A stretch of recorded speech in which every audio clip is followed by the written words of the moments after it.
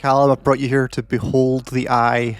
Look at this eye. This might be the most detailed eye. It follows in the video games. menu and everything. Yeah, it's not the most detailed eye in video games. That's a lie. Most oppressive eye in video games? No. It's definitely the most prevalent eye. Except for the game I Divine Cybermancy. But that's is there actually an eye in I Divine Cybermancy? It's literally called I. Yeah, I know, but I always felt like that was a metaphor for something, or I've never played. Well, yeah, but if you're talking about prevalent eyes, they'll get more prevalent than the title of the game. That's true. Speaking of titles of games, this is Signalis. This is a game I've been talking about for quite a while, and it came out last month sometime. And I mean, I suppose that depends when this video gets made and put out on the internet. Yeah, exactly. It came out anywhere between 1 and 4 months. This is not the most timely video, let's say that much. But it is a 3D/2D survival horror game, very much in the what would happen if you took Silent Hill and Resident Evil and slammed them together. But with a very in space. We'll see.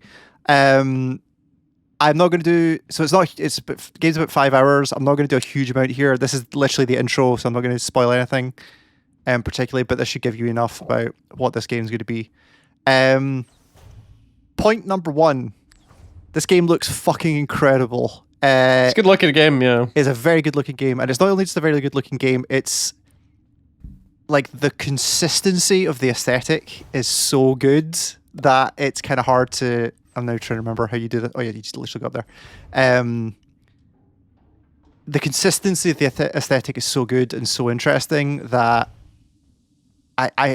it's just great. It's already doing the Resident Evil things of like set backgrounds. So you ever want to read? That's Resident Evil as well. Look at that. Yeah, right.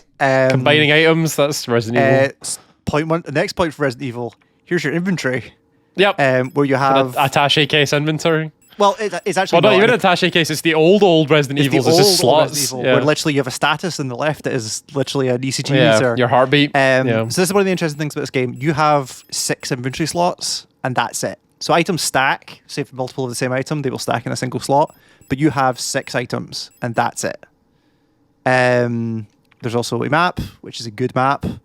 And you also have the what do they actually call this? Diagnostics menu, which is the thing on the right is like health and stuff, and then memory is all the things you've read, so it's your logbook or whatever. Right. The thing on the right, I don't know if we'll get to it in this video, but is the other kind of big feature of this game.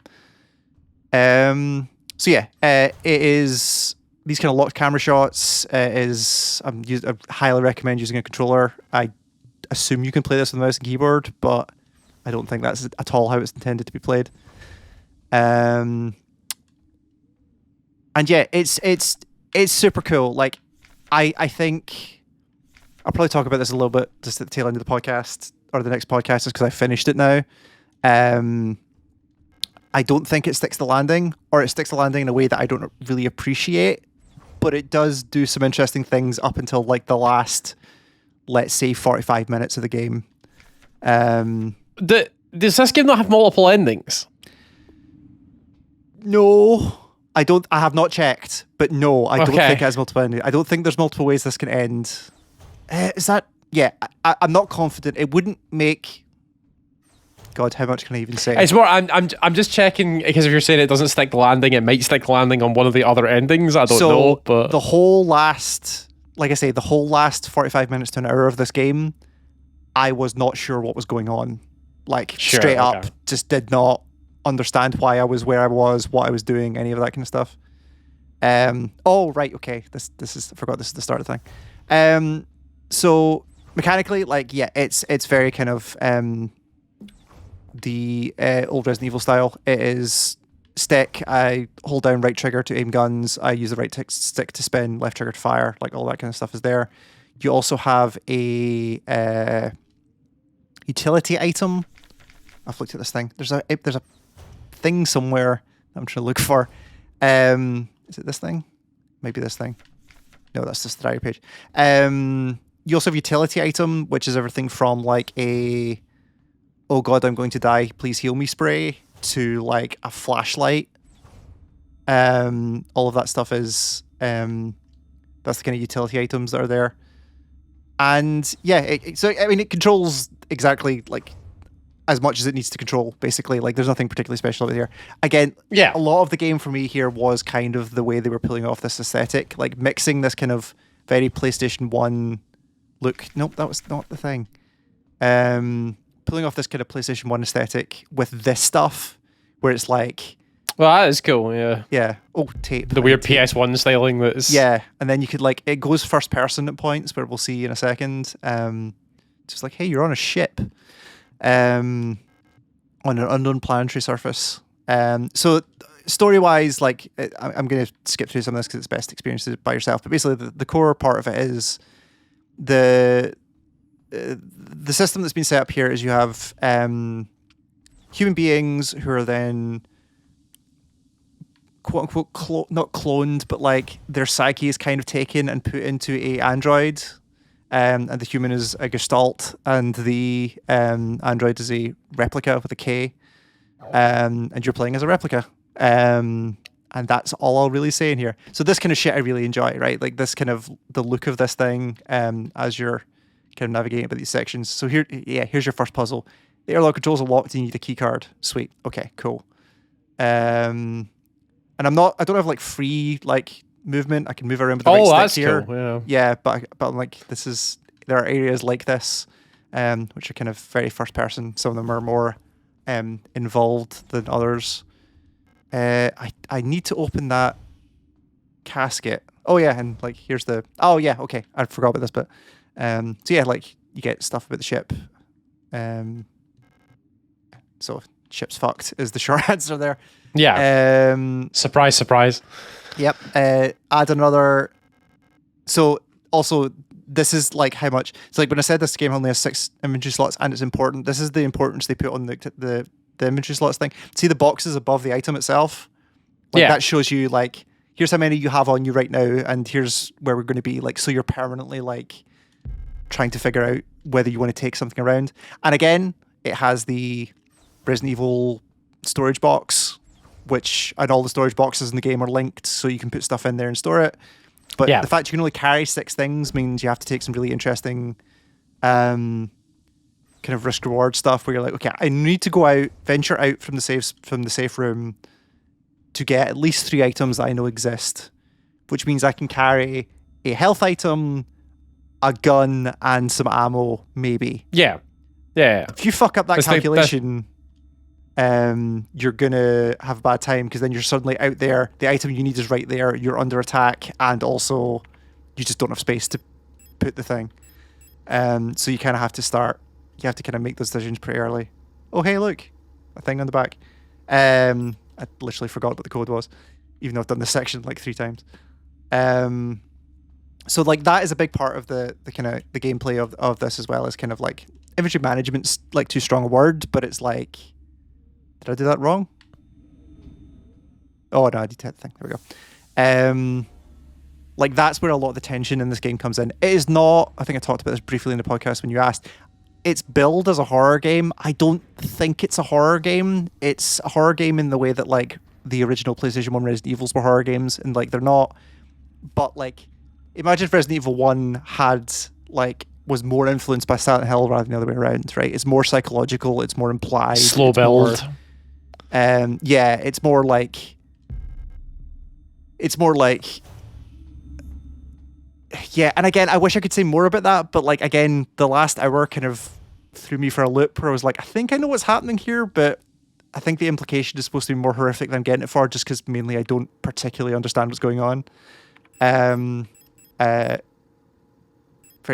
that's not the wrong thing. Nope, God, I've played 5 hours. This menu still throws me. Hey, combine tape with airlock key, fixed airlock key, sweet. Yeah, so like it is not a horror game. It's more of like a kind of like sci-fi thriller more than anything else, and a lot of it is like stuff that is. I'm guessing it has like spooky elements though, like not it's even mood and stuff like that. Not even spooky. Like it's got the thing of like. So like I said, you get a flashlight at one point, and it's like, why do you need the flashlight? You need the flashlight because there's a pretty large, completely dark room with enemies in it that you need to navigate.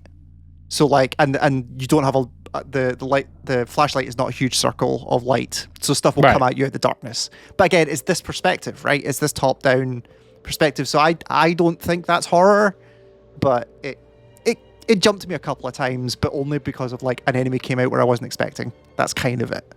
So I wouldn't say it's a horror game. Sure. So,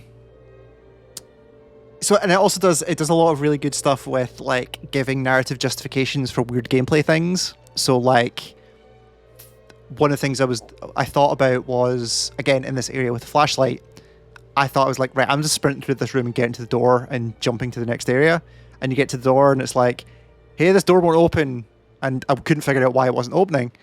And you read a note later that's like, yeah, they put a bunch of like light sensors on the doors so that if there's a power cut, the door will lock down, so for security reasons. So you need to have a light to be able to open the door. And I was like, that's a cool way of getting around that puzzle. I quite like that. So I'm going to do a little bit more here, and then we might just call it, because I say it's not a hugely long game, but there's the one bit I kind of want to show off here in terms of like the aesthetic that they're going for here. Sure. So yeah, you've crash landed on this planet. You're not entirely sure why you're here yet, but you know very quickly that you're a replica. But there's a big hole. There's a big hole. There's a lot of big holes in this game. This game is about jumping into big holes. Like I see. There's a lot of it. Like, hey, there's a strange hole.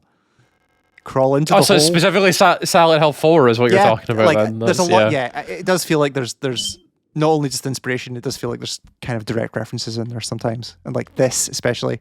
Yeah, that's just yeah. Oh yeah. Okay, we are gonna get the other mechanic in the game, I think here. So again, like, hey, just like really intricately detailed bits of machinery and stuff like that, which I quite appreciate. There's, excuse me, yeah, ancient looking tome. Sure. Okay, here we go. So this is the kind of bit I wanted to show off. What? Okay. So I think I described King in Yellow is a real thing. Yeah. Okay. I'm pretty sure it is. Anyway, I'm not. It's like it's like a play or something. I'm pretty sure. Yeah, but that sounds that tracks. Yeah. So I think I described this on the podcast as, what if Evangelion was German? This is the bit I'm talking about that kind of runs through the whole game. Oh yeah, with the weird like jump cuts and okay, like sure. It's and the Jesus music Christ. and stuff as well. Like yeah.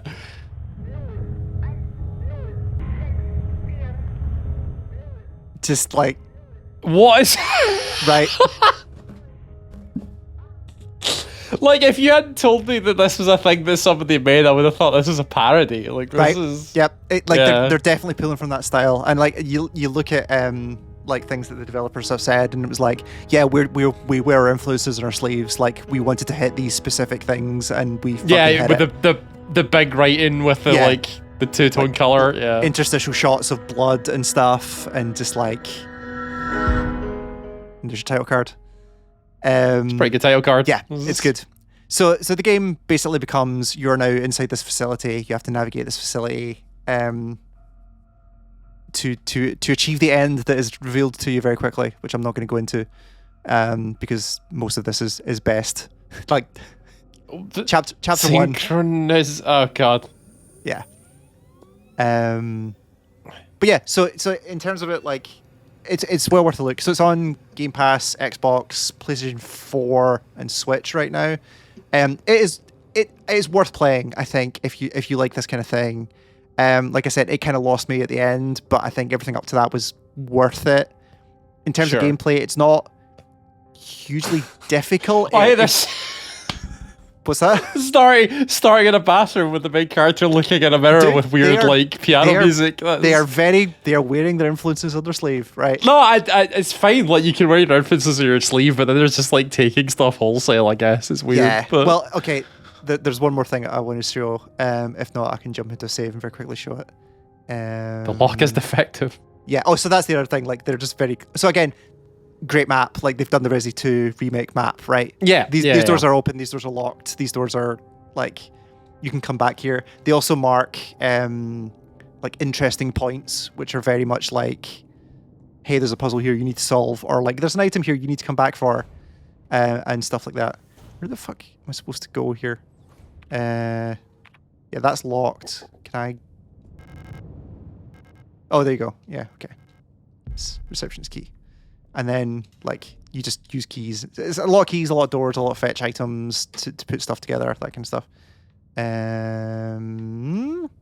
Also, just like the graphic design of like posters and stuff, like they're really it's good design, really awesome. I'm basically trying to get to the safe room, which I think is here. Okay, so you get these safe rooms with these computers, and also you get a lot of tutorialization through these service request forms, which is like, hey, or is it not tutorialization, like kind of useful story puzzle hints of like, hey, there's a wall safe in this classroom that keeps fucking up the combination. Can you help me with that? There's not. But yeah, there's a storage box that again, like you put items in it. It's an infinite thing, and they're all linked, so you can grab stuff later. But yeah, here's the save screen. Right, like okay, yeah, sure, yeah. Yep. And then also this touch I really like, if you go shit, which I've done it multiple times, like shit, I actually don't need to save. Are you sure? It does that every time, and it's great. I was gonna say what's the equivalent of like a space ink ribbon, but there isn't. There isn't unlimited saves. You just have unless they have to go and make you find like a fucking hard drive to plug in. Yeah, no, none of that. Here's your wall safe, for instance, that they were talking about in that thing. I think it's a little bit before I get the final mechanic, but I can describe it quickly. So the other mechanic, the thing that goes in... Whoops. Nope. Inventory. The thing goes in this slot, the no module slot on the left here, is like an internal radio. Yeah. And it has a big fucking dial that you tune into different wavelengths. And it's used in a bunch of really interesting ways for a variety of things, as well as puzzle solving. And I think every one of the uses on there is actually kind of cool. So here they're like, hey, somebody figured out that the easiest way to get, like, as shit appears to go sideways, as is quite clearly happening here, somebody figured out that if you want the safes, they're just going to broadcast the code over the radio. You just have to find the frequency they're broadcasting in. Yeah. Which, and it's stuff like that, which is really, really good.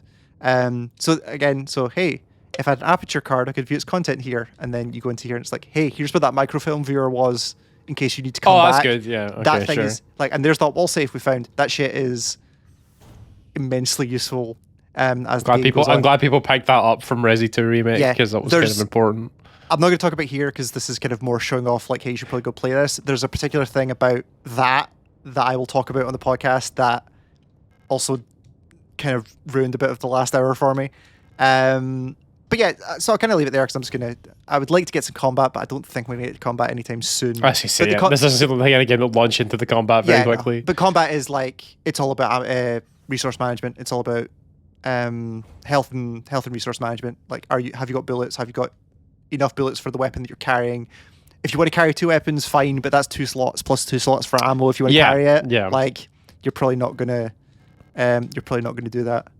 Is there anything I can immediately go do? Oh, I just missed that whole corridor. There we go. Generally, like, it's on Game Pass, so like that. Like, if any of this is interesting, you could probably get a little bit further and you'll know very quickly. I think it's also, I think, 15 on Steam at the minute. I think it's worth it. I really enjoyed my time with this. Again, maybe not the end, but it's good. It's atmospheric. It looks great. I think some of the scenes, the situation to put you in, and some of the puzzle solving is a little bit abstract, but I think it feels like a modernized. It's not just like take this weird picture of a squirrel and insert it into this relief it's not that kind of stuff. I just think it's a modern enough version of that where it's like, yeah, cool.